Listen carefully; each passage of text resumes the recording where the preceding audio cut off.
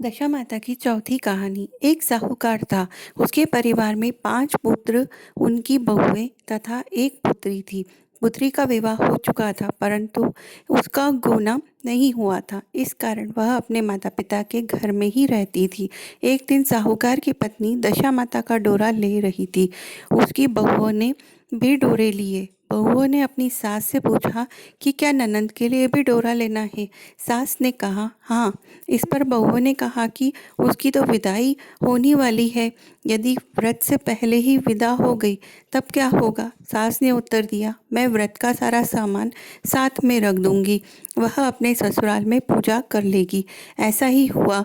उसके ससुराल से लेने उसका पति आ गया। माँ ने बेटी को विधि पूर्वक विदा किया और उसकी पालकी में पूजा का सब सामान रख दिया। लड़की जब अपने ससुराल पहुंची तो उसे घर के आंगन के गलीचे बिछाकर बैठाया गया। आस पड़ोस की महिलाएं नई बहू को देखने आई। सब उसकी सुंदरता और गहने कपड़ों की तारीफ करने लगे। किसी की निगाह उसके गले में बंधे डोरे पर पड़ गई। वह बोली, बहू की माँ बड़ी टोटके वाली है। सबकी निगाहें उसकी बात सुनकर उसके गले में पड़े डोरे पर पड़ी। सभी स्त्रियां डोरे के बारे में अपनी अपनी राय प्रकट करने लगी। शाम को सास, ननंद, देवरानी, जेठानी, घर की सभी स्त्रियां भी उसी डोरे की चर्चा करने लगी। सब डोरे की निंदा कर रही थी। सुबह से शाम तक डोरे के बारे में सुनते सुनते बहू का दिमाग खराब हो गया। उसने डोरे को गले से उतार कर जलती हुई आग में डाल दिया। डोरे के जलते ही सारे घर में आग लग गई। घर में रखा सब धन धान जल गया। सब आदमी अपने प्राण बचाकर घर के बाहर भागे। अब घर में केवल नई बहू और उसका पति रह गया, बाकी सब भाग गए। घर का सारा सामान जल गया था। घर में अब न खाने को अन्न था और न ही पहनने के लिए वस्त्र बचे थे। इसलिए दोनों पति पत्नी गांव छोड़कर रोजगार खोजने चल दिए।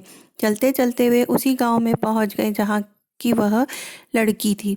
लड़की ने अपने पति से कहा, तुम यहाँ भाड़ झोंको और मैं भी कोई काम ढूंढती हूँ। पत्नी का कहना मानकर वह भाड़ झोंकने लगा और वह स्वयं एक कुएं पर जाकर बैठ गई। उस कुएं पर सारी गांव की स्त्रियां पानी भरने आई थी। उस लड़की की भाभियां उस कुएं पर पानी भरने आई, परंतु उन्होंने अपनी ननद को नहीं पहचाना। वे उससे बोली, तुम तो किसी भले घर की लड़की मालूम होती हो, कुछ काम करना चाहती हो तो बोलो। लड़की बोली, काम तो करूंगी, परंतु कोई नीच काम नहीं करूंगी। बड़ी भाभी बोली, हमारी ननद ससुराल चली गई है, तुम हमें हमारे बच्चों की देखभाल करती रहना और हमारे साथ में घर में सीधा लेकर अपना भोजन बना लिया करना। लड़की इस काम के लिए राजी हो गई। लड़की की भाभियां अपने घर आई और सास से बोली, कुएं पर एक अनाथ लड़की बैठी है, वह हमारे घर रहने और बच्चों की देखभाल को राजी हो गई है। आप कहो तो हम उसे रख लें। सास ने कहा, खुशी से रख लो, परंतु आपस में कलह मत करना। सब बहुएं खुशी राजी हो गई। वे वापस कुएं पर गई और उसे घर ले आई। वह अपने भतीजे और भतीजियों की देखभाल करने लगी और अपना जीवन निर्वाह करने लगी। एक दिन दशा माता का डोरा लेने का अवसर आया। सास के कहने पर सब बहुओं ने डोरा लिया। बहुओं ने सास से पूछा कि क्या इस लड़की के लिए भी डोरा लेना है। सास ने कहा हाँ। बहुओं ने कहा, इसी प्रकार अपने ननंद जी के लिए भी डोरा ले लिया था, परंतु पूजा से पहले ही उनकी विदाई हो गई थी। अब इस लड़की को डोरा दिलाना चाहती हो। यदि यह पूजा से पहले चली गई तो क्या होगा। सास बोली, तुम्हारी ननंद ने अपने घर जाकर पूजा की होगी। यह लड़की पूजा होने तक इसी घर में रहेगी तो अपने आप पूजा में शामिल हो जाएगी, और यदि कहीं और चली गई तो वहां जाकर यह अपनी पूजा को पूर्ण कर लेगी। सर्वसम्मति से लड़की के लिए दशा माता का डोरा ले लिया।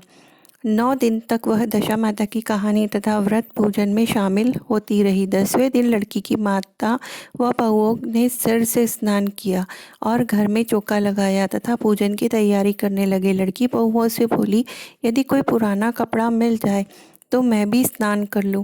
बहुओं ने अपनी सास से पूछा और अपनी ननद की साड़ी उस लड़की को दे दी। अपनी पुरानी साड़ी लेकर वह स्नान करने गई। उसने सर से स्नान करके साड़ी पहनी और घर आ गई। घर पर पूजा आरंभ हो गई। वह जैसे ही पूजा के पास आकर बैठी तो बहुओं ने कहा, यह तो हमारी ननंद जैसी लग रही है। इस पर सास ने नाराज होकर कहा, तुम्हारे मन में तो जो आता है वह बोलती रहती हो। पूजा के समय भी चुपचाप नहीं बैठती हो। चुप रहो, मुझे कथा कह लेने दो। तुम्हारी बातों से कथा में विघ्न पड़ता है। बहुएं चुप रहीं। घर की सब स्त्रियों ने पारण किया, लड़की ने भी पारण किया। इसके बाद स्त्रियां एक दूसरे का सर गूंथने लगी। एक ने लड़की का सर गूंथा शुरू किया। वह बोली कि जैसी गूंथ सिर में है वैसी गूंथ हमारी ननन के सिर में थी। सास नाराज होकर बोली, तुम मेरी बेटी की तुलना इससे क्यों कर रही हो। सास ने बहू को तो डांट दिया, परंतु उसकी बात मन में घर कर गई। उसने लड़की से कहा, आज रात मेरे पास सोना। रात तो जब बहुएं सो गई तो उसने लड़की से पूछा, तुम्हारे पीहर में कोई नहीं था क्या। तो उसने जवाब दिया, मेरे 5 भाई और भाभियां हैं, तुम जैसे माता पिता थे। उसने पूछा, क्या हुआ। लड़की बोली, पीहर में मैंने दशा माता का डोरा लिया था। उसके पूजन से पहले ही ससुराल के लिए विदा हो गई। ससुराल में पहुंचकर मेरे गले में पड़े डोरे को देखकर सब स्त्रियां हंसी मजाक उड़ाने लगी। तब मैंने उस डोरे को तोड़कर आंगन में डाल दिया। उस डोरे के साथ सारा घर जलकर भस्म हो गया। सब लोग भाग गए। हम दोनों भागकर इस गांव में आ गए। उसकी माँ ने पूछा कि तुम्हारा पति कहाँ है। लड़की ने कहा, वह बड़ बूझे के यहाँ बाढ़ झोंकते हैं। दशा माता के प्रकोप से हमारी यह हालत हो गई है। वह समझ गए कि यह लड़की कोई और नहीं उनकी बेटी है।